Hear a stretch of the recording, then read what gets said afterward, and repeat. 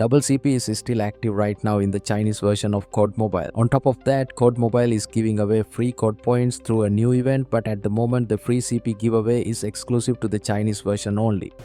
Damn it, you are a liar and everybody knows it. But hey, they're actually giving away a total of 3700 CP over there, which is crazy. So fingers crossed, we can at least hope Global gets maybe 100 CP or something similar. Let's hope for the best. The event kicks off on August 18th and runs until September 7th, 2025. First up, we've got daily missions. Every single day between August 18 and September 7, you can complete these missions and earn 100 CP per day. If you stay consistent and play for 21 consecutive days, that's a steady flow of CP stacking up. On top of that, there are milestone tasks, and completing them will reward you with an extra 1000 CP. So in total, just from this section alone, you can rack up 3100 CP, which is honestly huge. That's just the first part of the event, and before we move on, make sure you subscribe to this channel so you don't miss any of the latest COD Mobile updates and info. Now let's talk about the second part, the Invite Friends event, which also runs from August 18th to September 7th, 2025. In this one, you can invite new players or returning players back to the game.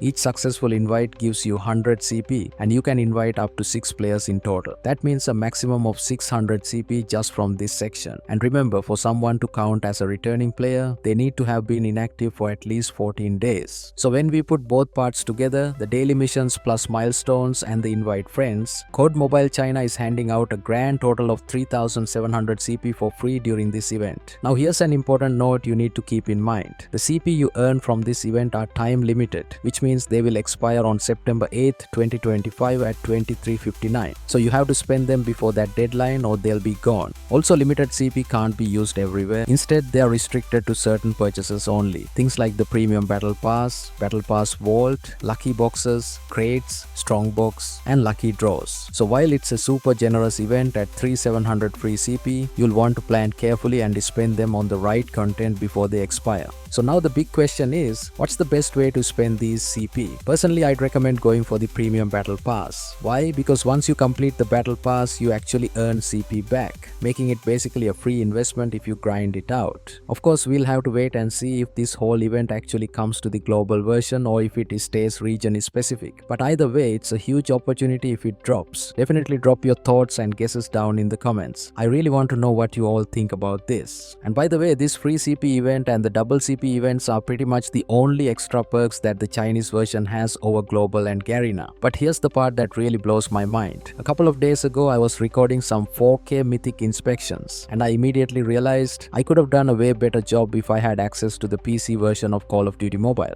The thing is, Call of Duty Mobile already has a native PC version. It runs fast, it's super smooth, and it's literally the exact same game we play on our phones. Same skins, same updates, same events. The catch? It's only available in China. I honestly don't get why Activision hasn't rolled it out globally yet, especially since the tech is already sitting there ready to go. Imagine how much better content creators, competitive players, and just regular fans would have it if we all had access to the same smooth experience. Alright, so let's talk about how people are actually playing Call of Duty Mobile on PC globally right now. Since outside of China, the official PC client doesn't exist. The only official method we have is using an emulator, specifically GameLoop, which is Tencent's own emulator and is officially supported by CODM. You just download GameLoop, search for COD Mobile in the library, and install it. It comes with preset keybinds, so you can use mouse and keyboard right out of the box. Now this does work and it's completely allowed. Activision and Tencent both support it, and the matchmaking system will automatically place you against other emulator or controller players, so you're not stomping on mobile lobbies by default. But here's the catch, GameLoop is still an emulator. That means you are essentially running a mobile game inside a simulated phone environment, which can introduce input delay, occasionally stutter, and lower frame rates compared to what the native PC version can do. Even on a high-end PC, you're limited by how well the emulator runs, not by your hardware's full potential. So yeah, if you want to play CODM on PC globally right now, GameLoop is the way, but it's like watching a movie through a dirty window when you know there's a crystal clear Blu-ray version sitting somewhere in China. The Chinese PC version isn't like running CODM on GameLoop.